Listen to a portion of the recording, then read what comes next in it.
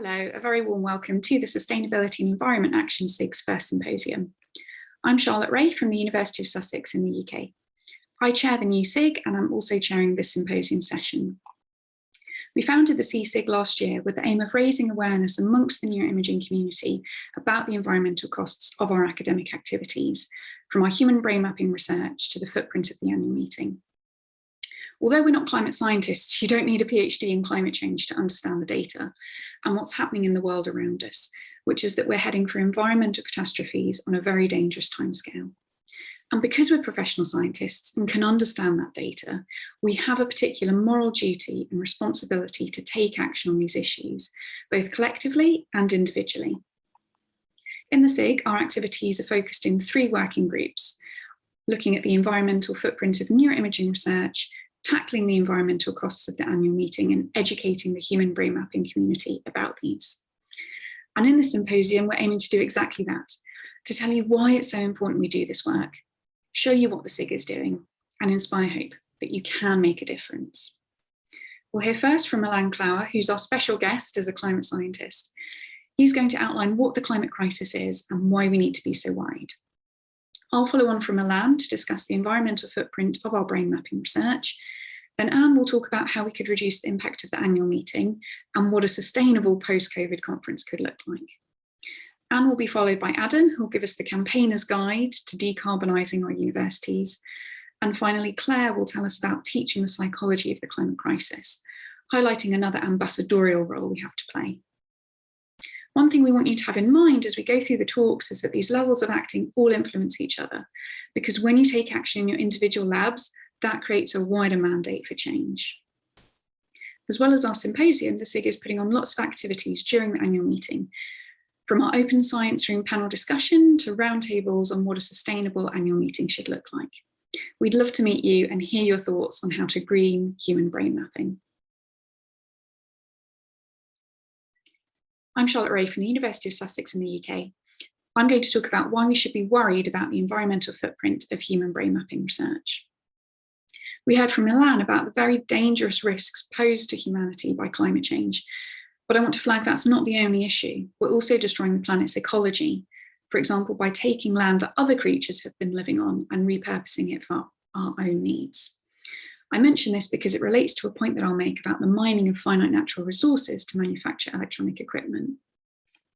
I'm sorry to open with such distressing scenes, but it's crucial we recognise these environmental catastrophes are happening now, that we must act urgently, and that the causes driving these problems extend across all areas of human activity, and scientific research is one of these.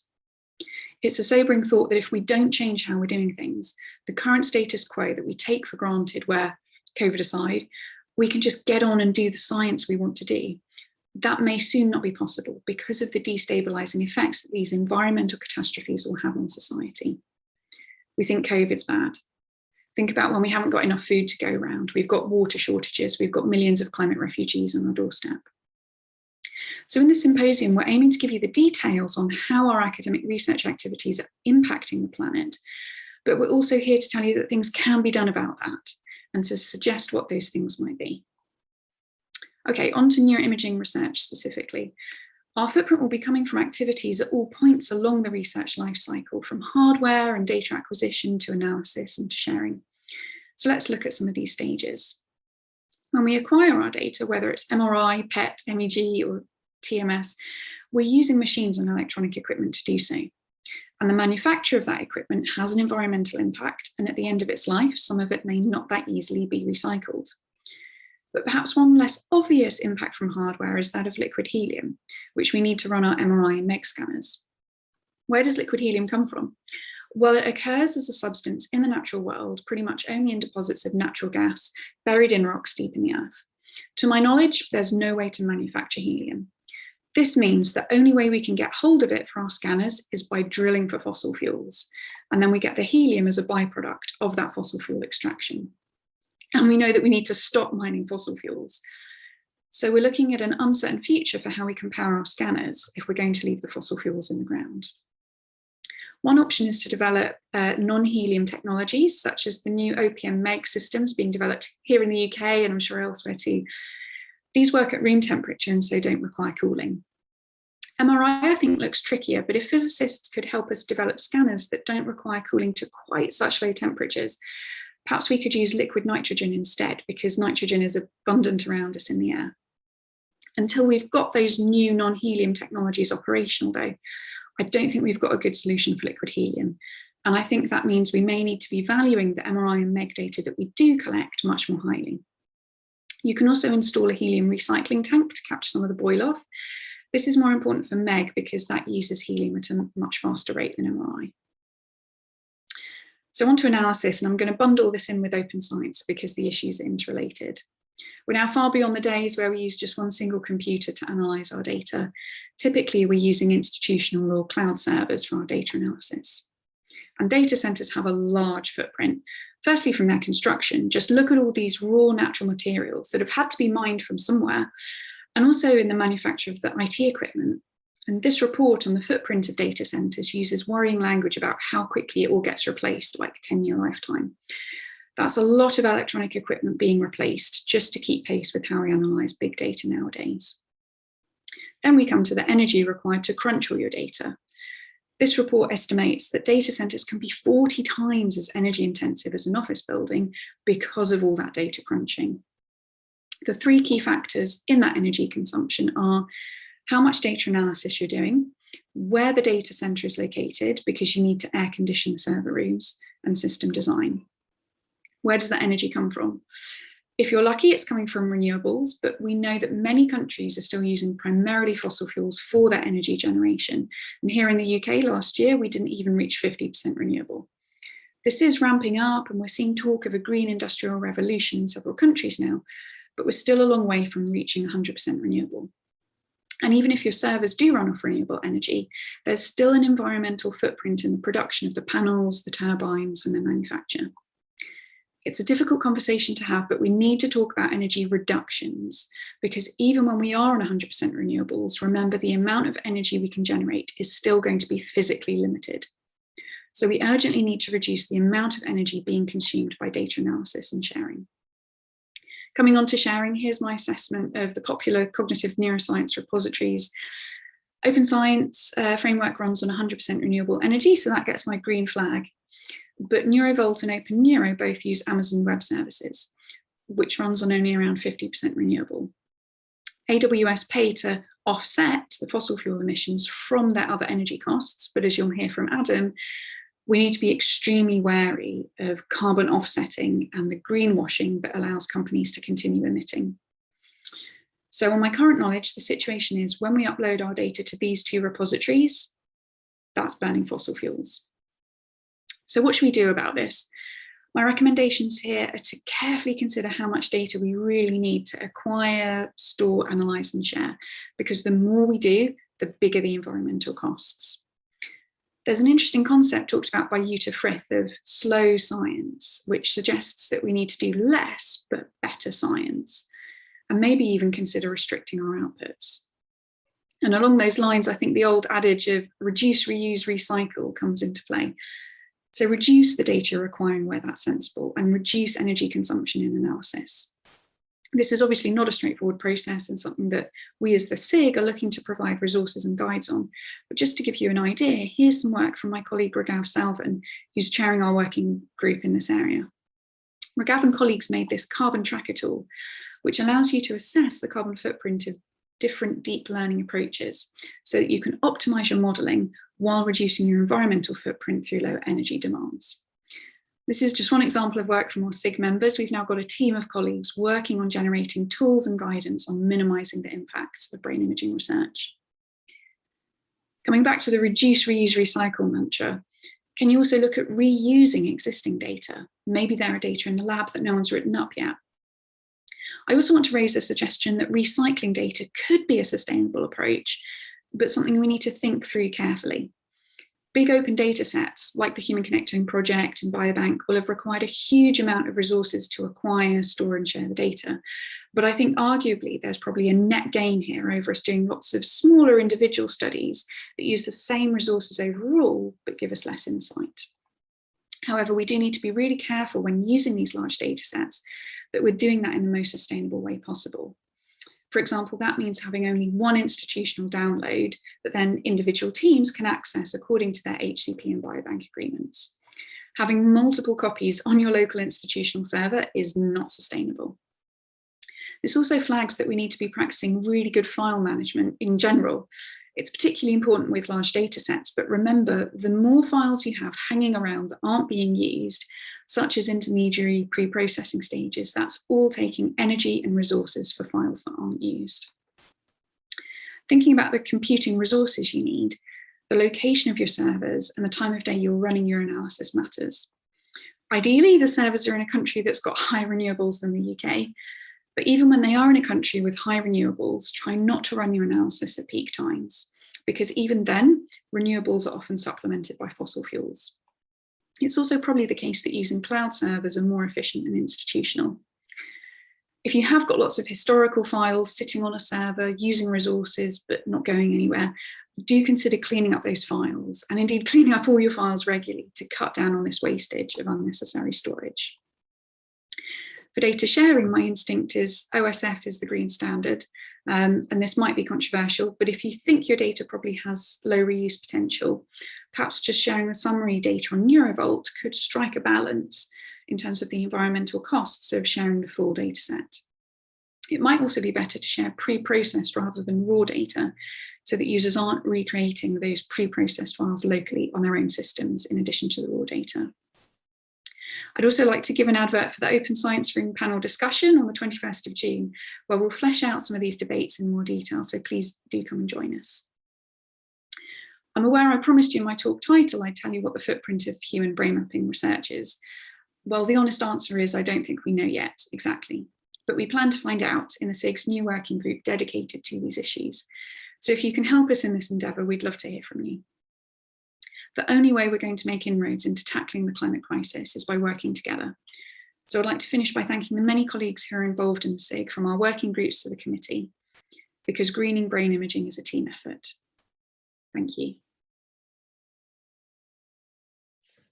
Hi, my name is Urai, and I will talk about the topic of decarbonizing science, specifically focusing on action in our academic communities and institutions as part of the OHBM workshop on sustainable neuroscience.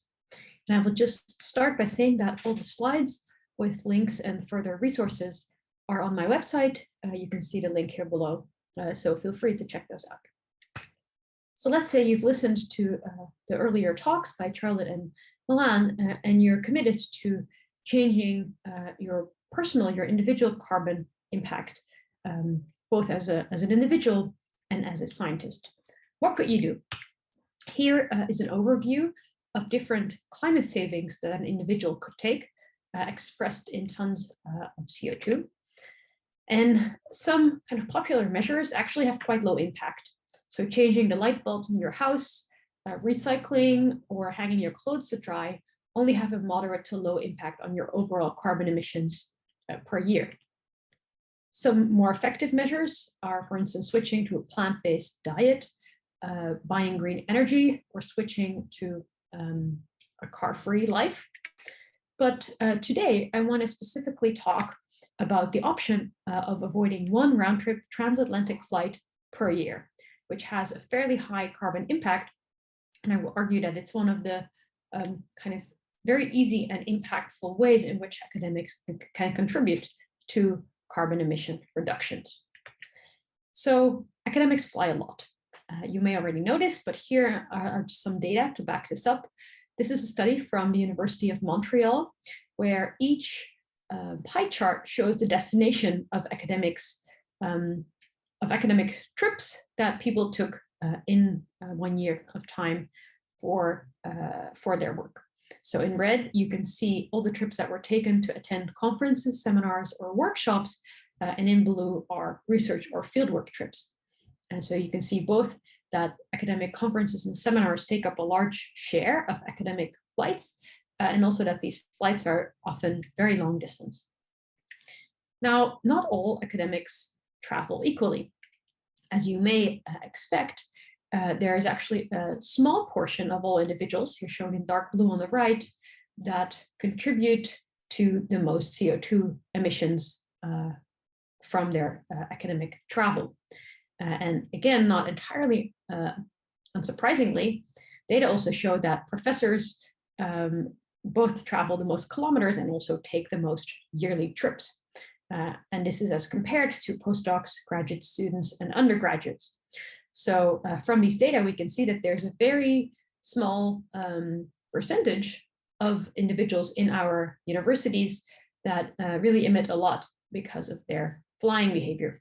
And these people both have an opportunity to reduce their impact a lot by skipping out on a few of their trips. And they also have a responsibility as they are often senior people in our institutions that have both the power and the career safety to take such action. So let's say you want to fly less. How would you actually go about this? One easy and obvious way is to switch to your mode of travel. So traveling by train or car sharing has a huge impact on the carbon emissions associated with your trip. And it can also contribute to more slow travel in the same fashion as slow science. Here you can see a comparison of the carbon emissions per mode of transport. And you can immediately see that flights are up there with very high emissions per kilometer. Driving by yourself in a car can also have quite high emissions, but as soon as you share a car or take trains or buses, the emissions per kilometers traveled will decrease a lot. And depending, of course, on the trip and the transport options available, you can see which is the most carbon-friendly way of getting to your destination. Now, one way to fly less is also to choose to collaborate and conference locally. So rather than flying to the other side of the world, replace a faraway conference with a local one. This can not only help reduce your impact by a lot, but it can also strengthen local scientific collaborations and communities. When you must fly, consider combining multiple trips into one, or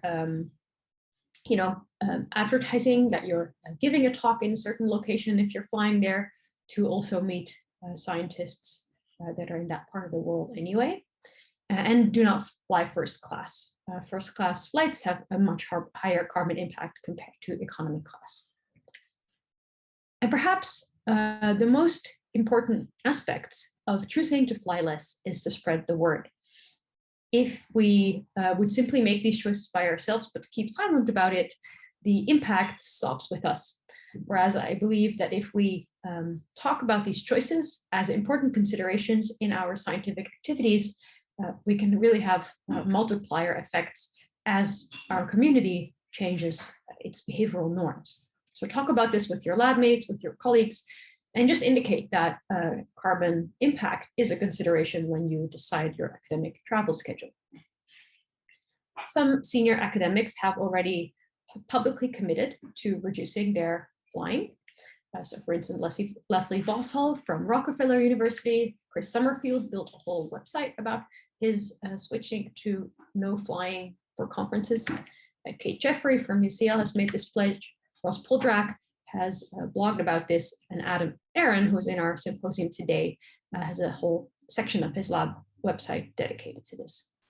If you're interested in committing to flying less or to stop flying at all, you can look at this website, No Fly Climate Sci, where a lot of academics have pledged and shared their personal stories dealing with this consideration.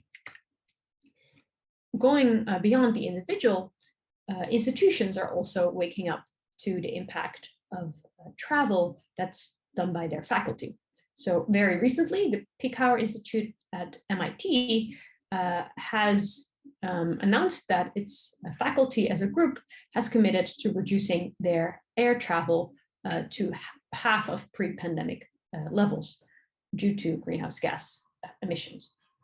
And of course, these kind of high-profile groups of people can have a really leading by example role in our communities and in changing norms.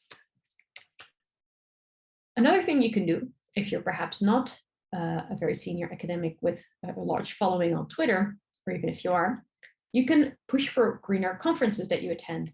And here I believe you can really use your time and effort as a multiplier to go beyond your individual impact.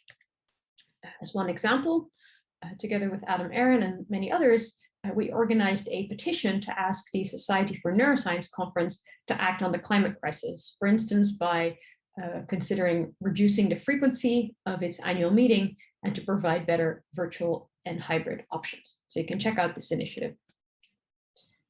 If you're organizing a conference or involved in conference planning, you can consider picking your location to minimize the carbon impact of flying all your attendees in.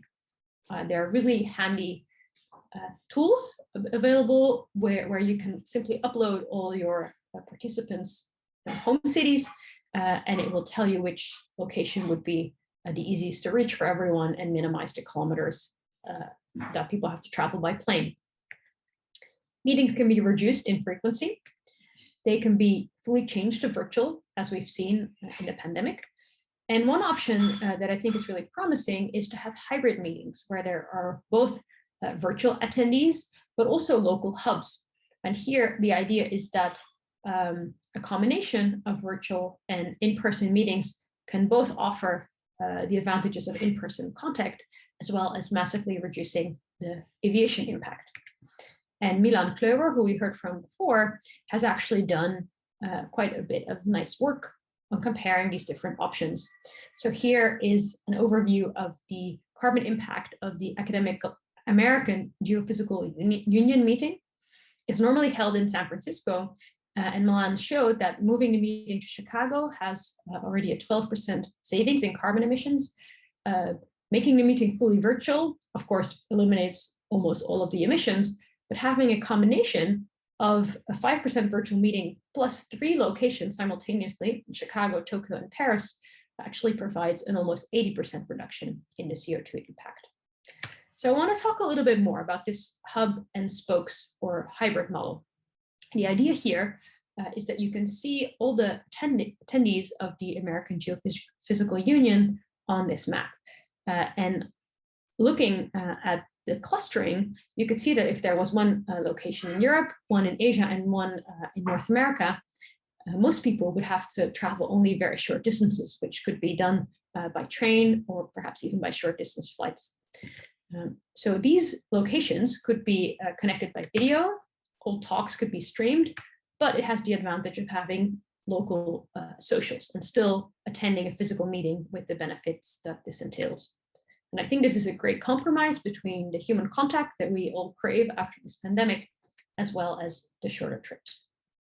And the virtual option that could be offered to everybody then allows people from even further locations to attend without travel.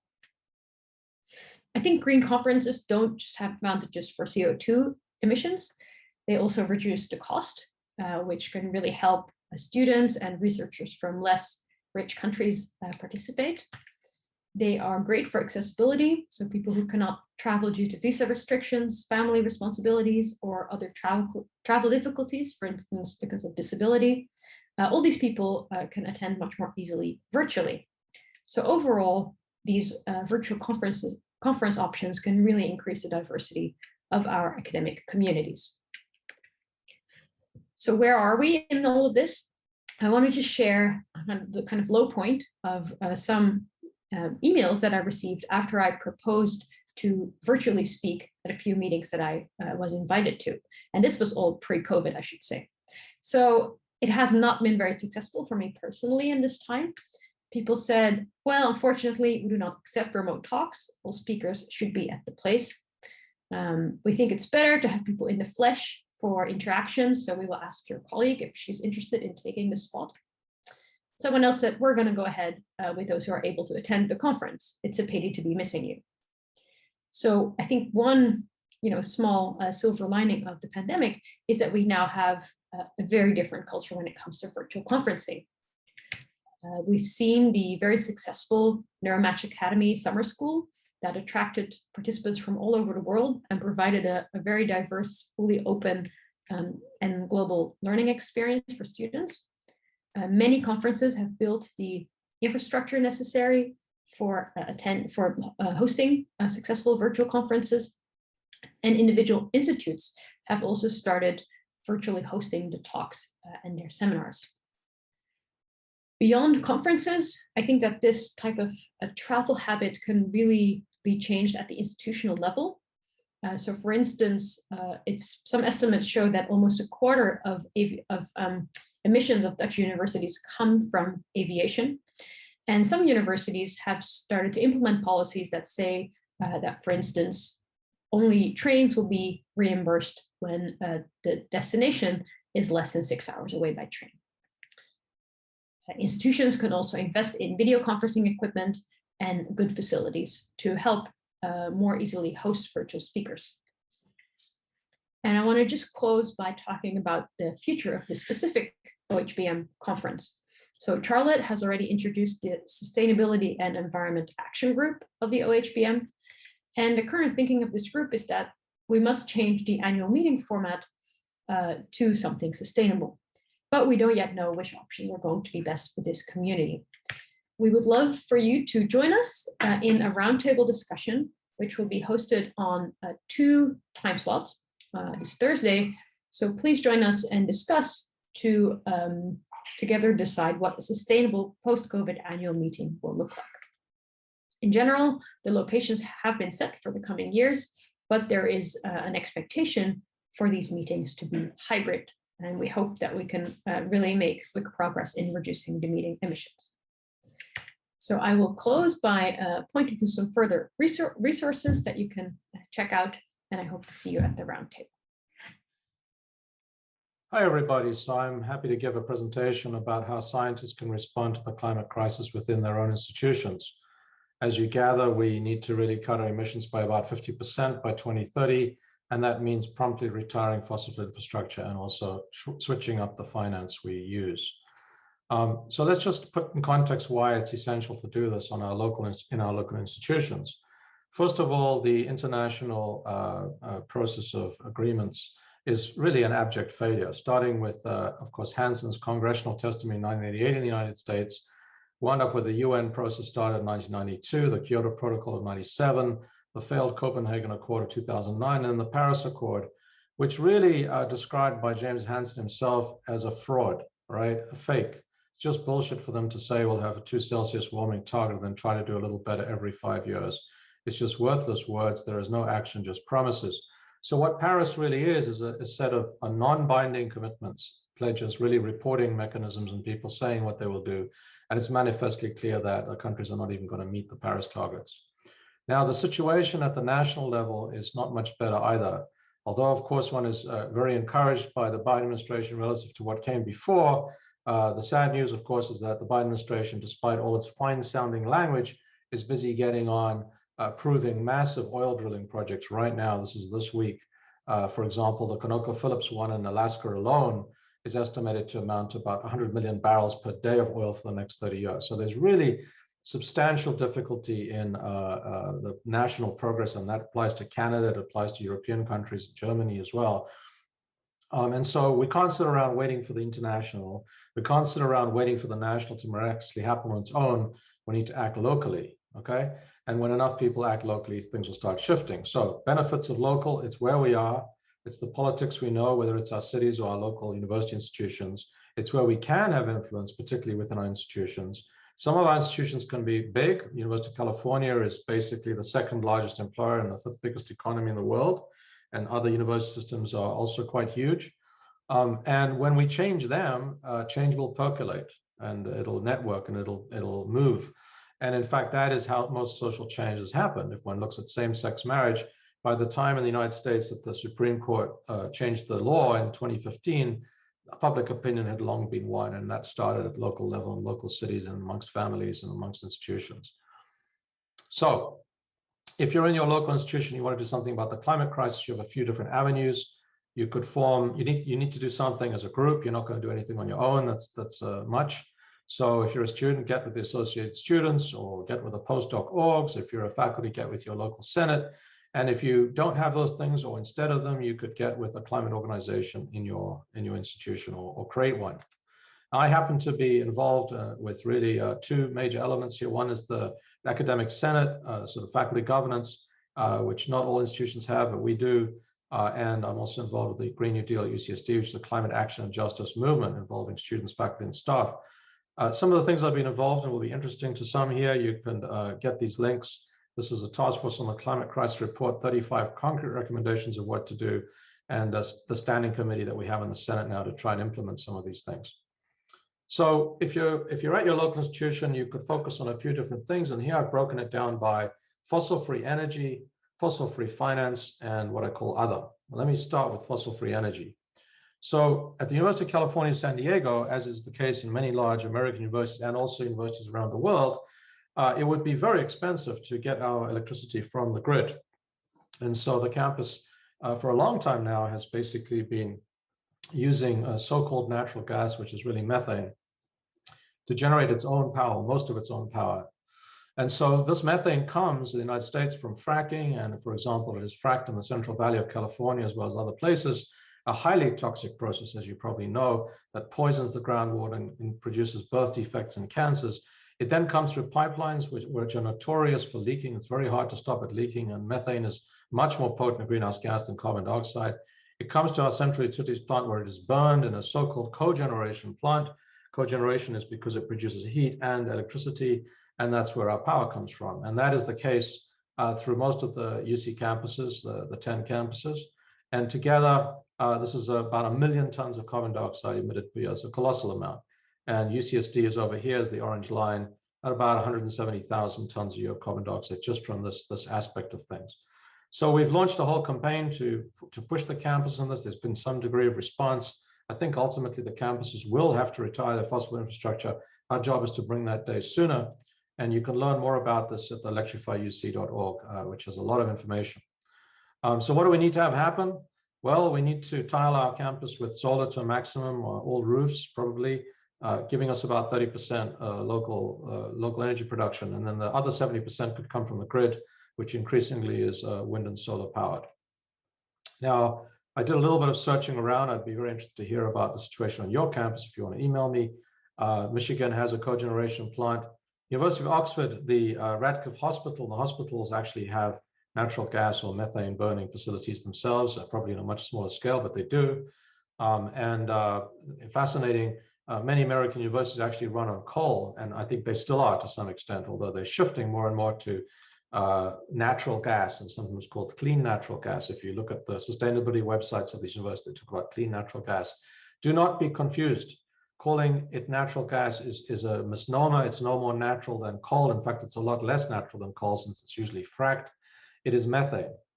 And it is, with the pipeline leaks that occur, methane and so-called natural gas is almost as bad as coal. Nothing clean about it.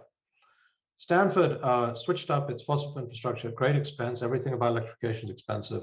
And here is its a new plant here getting electricity from the grid. This is not a fully 100% renewable solution because electricity from the grid is in California, although increasingly wind and solar is not entirely there. But my determination and that of the wider climate movement is the only pathway to stopping global heating is to go electric. Electric has its problems and challenges. It's not a magic bullet, but we have to do it. It's a necessary step. I found this. University of Queensland claims to be 100% renewable and the first university in the world to do it.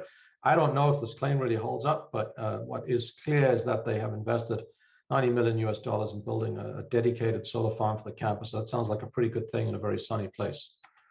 Now, shifting to fossil-free finance, there are a number of things you can do here. Obviously, the well-known one is the divestment, so-called divestment of pension and endowment. Faculty and staff funds are invested for the future, and there's a lot of fossil fuel-related stocks and bonds that could be got rid of, okay? And some of universities are probably done this or trying to do this, and of course, the international news of the University of California has fully divested from fossil fuels. Since I've been involved with this campaign since 2016, I can tell you that it's not strictly true, but it's approximately correct, so we'll go with that for now. That's another long story in its own right that you could read about at this link. Now, apart from divesting the pension endowment, I happen to think that probably more consequent, an important thing to do, more consequential things to focus on banking and finance. So regarding banking, here is the Rainforest Action Network banking report, very fascinating reading, by the way. And you can see that JP Morgan Chase has funded or financed the fossil fuel industry to the tune of $317 billion over the last 3 years. That's to say tar sands extraction and all the plant for oil drilling and offshore oil and fracked gas and so forth. And these other banks are not far behind: Citi, Wells Fargo, Bank of America, Royal Bank of Canada, and so forth and so on, international banks as well. So why on earth is it the case that UCSD's main bank is Bank of America? Every single transaction through the departments goes through it. There are banks that have way less exposure to fossil fuel industry. We should be using those banks. Likewise, the main insurer for the University of California is Liberty Mutual, really probably the worst insurer one could pick. They also insure the Trans Mountain Pipeline. There are insurers that have a way better profile. We should be using those. And this is the kind of thing one could push for on one's campus as part of various organizations, and one could probably win, right? The topic of other, there's a number of things one could do. Food waste is a big issue on our campus. About 16,000 tons equivalent of carbon dioxide per year produced from food waste. Partly we could just reduce the amount of food waste, but even if one did that to a maximum, would still have food waste. And right now it's just being dumped in landfill and producing biomethane. So one could capture the biomethane, one could use biodigesters, one could turn it into hydrogen, really renewable hydrogen, not fossil fuel generated hydrogen. One could do all sorts of things for transportation on our campuses, for example, partnering with local cities to give plugins for last mile transportation so people get onto train and so forth to come to the campus. Aviation colleagues in the session have talked about that, but there's many other aspects of that, such as virtual colloquia. In our department, we brought about 50 grad student candidates per year from far-flung countries for a one-day event. I don't see why that couldn't be done virtually, and then at least you could fly the people that get an admit. The one I want to mention is conflict of interest policy. So since we're human brain mapping here, there's quite a lot of scientists that are connected with the medical world, and you stand up and you've got to declare that you're funded by Medtronic or a pharmaceutical company. That is not the case regarding fossil fuel industry funding. And yet this is a very large part of what makes up universities. This is just the donations from the Koch Foundation in the United States alone, right, 2005 to 2017. George Mason getting 85 million, Brown University getting 1.6, just from that one foundation. So most universities are awash in fossil fuel dollars. Stanford University gets about $225 million alone over a 10-year period in one engineering department. And this has all sorts of very insidious effects, one of which is to co-opt the scientists to start advocating for technical solutions that are completely far-fetched and unnecessary when in fact we have solar and wind right in front of us. So you could help drive a conflict of interest policy on your campus. It's entirely doable. At our campus, we have tobacco policy, so we should have conflict of interest policy around fossil fuel dollars, and we're working on that right now. I want to end with a word of caution. The concept of greenwash. This is disinformation disseminated by an organization so as to present an environmentally responsible public image. Now, our institutions are expert at this, right? And it's a great distraction. So they are much more sophisticated than they were during the Paris events of the 1960s or the Berkeley events, where they were very clunky in responding to students and faculty concerns. Now they're very sophisticated. And one of the ways they do this is to co-opt the language. So the universities like to declare climate emergencies. We've declared a climate emergency, and 2 years have gone by and they've done nothing. See, we declared a climate emergency. They co-opt the language of sustainability to mean stuff like green bins and this obsession with LEED certification of buildings, which is perfectly fine in its own right, but absolutely insignificant compared to actually getting off the fossil fuels. And lately, much to my consternation, they've co-opted the radical critique of climate justice or environmental justice, absolutely shorn of its politics, as if to say, see how woke and hip we are. And this is very confusing to people, right? And that's the point. They are truly as reluctant as entire countries to really cut their emissions. It's an inconvenient, expensive, and tiresome thing for our institutions to do, and yet that's exactly what must happen, and very soon. So I'll just end here with my email address. I'd be very interested and grateful to hear from you about the situation of energy and finance on your campus. Thank you. Hi, everyone. Thank you for joining this symposium. I'm going to talk to you about teaching the psychology of the climate crisis, why we need to do this now, and how we can do it. So you'll have heard about the urgency of the crises that we face from the other speakers in this symposium. These crises are globe-spanning, all-encompassing forces that provide a slowly shifting background to our lives. Or to use an fMRI analogy, they form the baseline, a rising baseline, and what we tend to notice are the big events that rise above this baseline. the unprecedented wildfires, the highest temperatures, the lowest level of sea ice, the biggest floods. And we are troubled and we have climate anxiety, but yet we do what humans are just very good at doing. We adapt and we get on with our lives all the time, avoiding and suppressing the truth that our planet is dying. And if we do not take radical and urgent action, it will be too late. This is a very difficult truth to face and to accept. And I have to tell you, I've had a hard time and continue to have a hard time with it.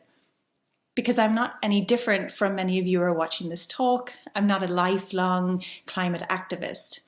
I have always cared about environmental issues, and throughout my life I've made decisions informed by that. And for quite a while, those lifestyle choices that really weren't any major inconvenience to me served to combat much of my climate anxiety and allowed me to do the things that we all do. I worked hard, built a career, started a family. But all this while, I felt a growing awareness that there was a disconnect between what I was doing and what I knew was happening in terms of the escalating climate crisis. And then in late 2019, this paper appeared on my Twitter feed. This was Aron's first major appeal to our field, or the broader field of cognitive science, to take action. In it, Aron lays out the urgency of the crises that we face, but also very clearly describes potential avenues for action. Some of these are really simple, things like starting to think and talk about it, making personal changes, joining advocacy groups. But one action really spoke to me: teaching. In the article, Aron describes how he began teaching a module on the psychology of the climate crisis despite having no special knowledge of the subject. So he reported that it was really successful in that the students were deeply engaged and 30% of them got involved in climate action after taking the module. And it just resonated with me. I thought, I can do that. This is how I can do something that has the potential to make a real difference. So why is it important for us to build climate and sustainability issues into our teaching? The answer is that to close that emissions gap, the gap between the pledges made in the Paris Agreement and the real world actions of the party nations, we need to close the education gap. That is the gap between scientific and societal understanding of climate change, which is really an action gap. And one of the key challenges that we face, as we know, humans are experiential learners. We learn much better from experience than from abstract facts and data. But of course, in this situation, learning from experience is learning too late. We need to urgently enable and empower people to learn through education. So by building climate and sustainability issues into our teaching in the university, we increase the number of informed and engaged citizens, which in turn builds social will and pressure on governments and corporations to change their policies and behaviours. We enable informed decision making, whether in daily life or for those in positions of power and influence. We reduce our vulnerability to the impacts of the climate and biodiversity crises through the creation of a workforce that is educated in the challenges and potential solutions. And when it comes to the psychology of the climate crisis specifically, teaching on this topic enables people to think critically about the information they encounter, as well as the internal and external factors and the systems that drive and manipulate their behaviour, as well as the interests that are protected by maintaining the status quo. Finally, we enable transfer of knowledge beyond the university if we help our students to communicate with and share their learning with broader society. So how can you do this? I'm going to talk through some of the options using a really useful model from Moth and Hill and colleagues, which conceptualizes approaches to climate change education along two dimensions, one being the extent to which offerings are integrated in a narrow or broad curriculum, and the other being the extent to which they leverage existing structures or build new ones. So the first approach is called piggybacking, where climate-related education is integrated within existing structures by adding to the curriculum in a relatively narrow way through individual sessions and or modules. So this is the low-hanging fruit. This is the easiest approach, and it's the one you can start doing tomorrow, regardless of what you teach, because it's as simple as just using climate-related examples in your teaching. So, for example, I teach first-year research methods and statistics, and of course I need lots of examples to illustrate the concepts. So this year I've started to adapt those examples to feature climate issues. So for example, when I teach about t-tests, I include an experimental design that investigates the impact of different communication strategies on sustainable behaviours. You can do the same if you teach stats or programming or data science, or you can integrate climate-related examples or case studies when you teach about cognitive heuristics and biases, morality, anxiety, child and adolescent development. You can have students do their research projects on climate-related issues. There's just so many possibilities, and this is a really powerful approach because you're inducing that powerful psychology of social norms. By integrating climate-related examples into your teaching, regardless of what that is, you're increasing exposure to the issues and normalizing thinking and talking about climate-related issues. The next narrow approach is specializing, so creating specific modules, courses, or even degrees on climate-related issues. So you might be able to create a new module in your school, for example, on the psychology of the climate crisis, and this might be offered to students who are in your program. This is really valuable, but it can have limited reach. So taking a broader curriculum approach, there's mainstreaming, where climate-related teaching is integrated within the existing structures in the university, but in a way that takes a cross-curricular view.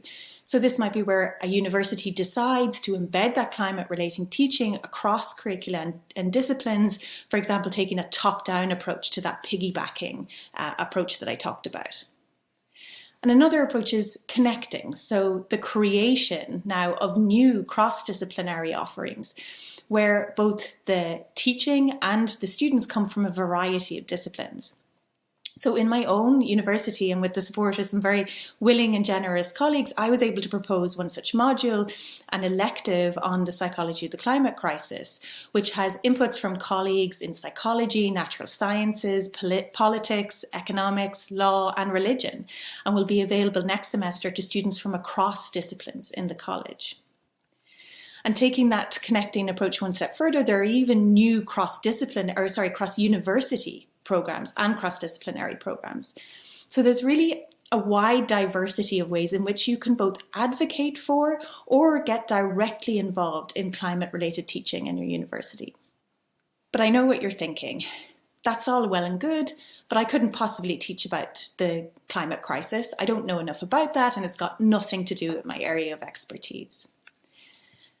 And I have to tell you that taking on this teaching has meant that my imposter monster has quadrupled in size. Because before I embarked on creating the module, I had absolutely no claim to expertise in this area. And I don't want to minimize the role of expertise. It is absolutely vital that there are experts out there in the psychology of the climate crisis, but this crisis is too big to be addressed by a small number of people with very specific expertise. And for some, knowing too much about this super wicked problem can be paralyzing. So not being an expert actually can have some advantages, including benefits for your pedagogical relationship with your students. Being somewhat of an ignorant schoolmaster means that you and your students are true partners in learning. And there's real pleasure in learning something new. And if you have a psychology background, many of the concepts, theories, approaches are familiar. So it really isn't too much of a leap. And of course, we all teach topics outside our comfort zone at some point. Like, who hasn't been assigned a module by their head of school or department that they initially balked at the idea of teaching? And here's how I've made friends with my imposter monster. The discomfort I feel by pushing myself to do this very challenging thing is important. The crisis is so urgent that if you don't feel uncomfortable, you're probably not doing enough. And if you do decide to pursue this route of action, you won't be alone. There's a teaching channel in the Neuroscience and Psychology Climate Action Slack that Aron created. I am happy to share materials and help anybody who wants to teach. And beyond this specific community, there's a huge community of climate-related educators out there who I've found are incredibly generous with advice and teaching materials. So in these final moments, I just want to say a few words about our roles in our universities as researchers and educators, and through our various leadership and service roles, how these can offer avenues for action. Because climate action can be a lens through which you approach these other roles. You can just take the decision now that concern for climate and biodiversity is going to be a position that informs your work, your decision-making, and your evaluation of options. And this really doesn't have to come at the cost of other important lenses like equality, diversity, inclusion. It can intersect with those. And some of this is just about finding the right moment. So for my colleagues and I, one moment that arose recently was when our university had its once per decade election for provost. And a group of us got together and pushed hard to make climate action a central issue of that election. And very happily, the winning candidate is somebody who has pledged to make Trinity a climate-first university. And part of that pledge is to drive curriculum change to bring a climate lens to our teaching. So I hope this has been helpful, and that something I've talked about here will help empower you to take action in the form of teaching. Please don't hesitate to get in touch with me at clare.kelly@tcd.ie if you have any questions about how to get started. Thank you. Global warming is progressing. Where are we? We as society, but also we as scientists. Are we doing enough? And what more can we do in our role as scientists? I'm Milan, working on climate computing at the University of Oxford, and I want to discuss our responsibilities as scientists in the light of global warming that will eventually affect all of us. The next minutes will be structured following this excellent Climate Science 101 by Kimberly Nicholas from 2018, at a time when Greta Thunberg's protests only attracted a few people. Yes, it's warming. Yes, it's us humans causing it, and we are sure that's how the climate system works. The consequences are bad, really bad, but there's hope, because we can fix it. The last decade was the hottest on record. We have reached carbon dioxide levels of 420 ppm this spring, which is higher than they have ever been in the last few million years on Earth. We are responsible for more than 1.2 degrees Celsius of warming until today, but this is only the global average. Land masses warm faster than the oceans. Siberia and Canada already record +2 degrees of warming, and for the Arctic +3 degrees is reality today. The consequence is a sea ice-free Arctic in less than 30 years from now. Many scientists have spent their entire career to disentangle the natural causes of climate change from the human-induced warming, and the message is clear. Through emissions of greenhouse gases like CO2, we are responsible for the observed warming we are recording today. Even if one doesn't believe the climate scientists, one may believe the scientists that work for Exxon and Shell, companies which have officially denied global warming for decades, while unofficially knowing the cause of global warming and the consequences of fossil fuel burning. In the words of Alexandria Ocasio-Cortez at a US Congress hearing, so in 1982, Exxon accurately predicted that by 2019, the Earth would hit a temperature increase of 1 degree. The most used climate myths can all be debunked, and excellent websites like skepticalscience.com collect them so that really no one has to believe anymore that it's the sun or that it's not bad. How bad is it actually? Global warming will make many extreme weather events like heat waves, storms, floods and droughts more likely. Here I want to focus on two consequences which are irreversible and where there's little chance to adapt: sea level rise and biodiversity loss. Higher temperatures slowly melt glaciers, the ice sheets of Greenland and Antarctica. Even if we limited warming to well below 2 degrees, +1 meter global sea level rise are inevitable and also irreversible.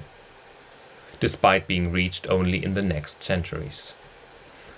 Currently, more likely are scenarios with much higher temperatures causing up to 5-meter global sea level rise. At this level, large parts of the Netherlands, northern Germany and Denmark will be gone. Sure, these states may be able to build dams, but many nations on Pacific Islands and in the Caribbean will entirely disappear. And then there are also millions of people that will live below sea level on the Chinese coast and in Tokyo. The second irreversible consequence is biodiversity loss.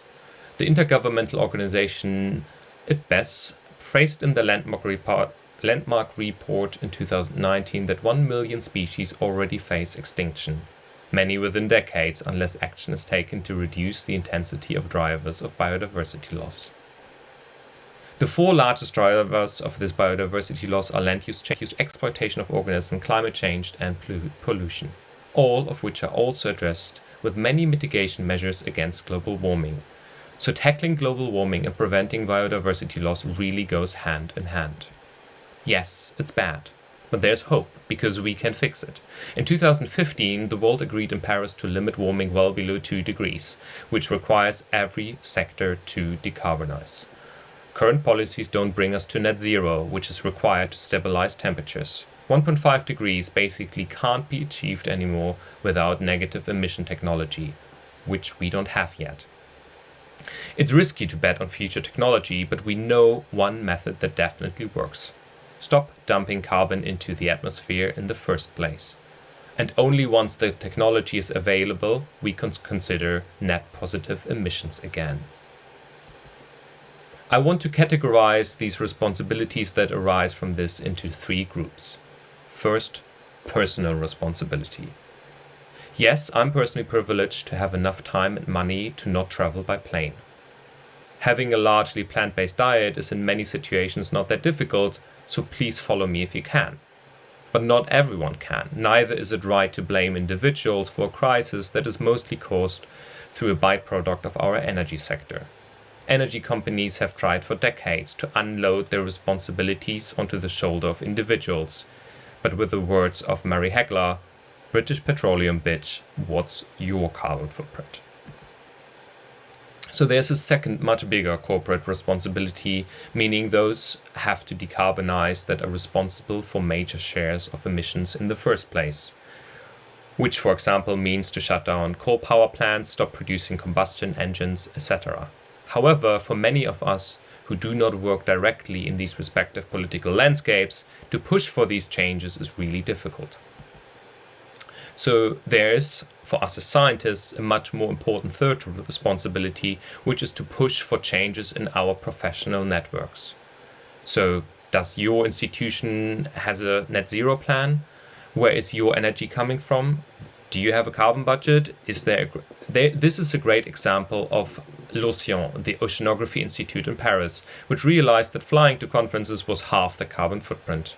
After voting on this, they have now decided that every researcher gets a carbon budget, effectively reducing the number of flights of the frequent flyers in their institute.